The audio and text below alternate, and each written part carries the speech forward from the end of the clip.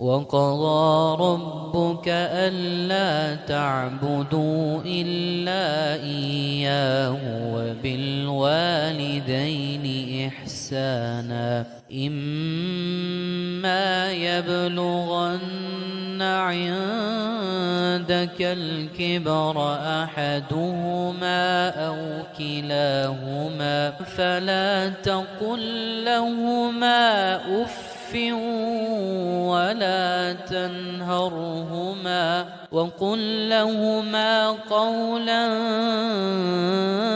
كريما واخفض لهما جناح الذل من الرحمة وقل رب ارحمهما كما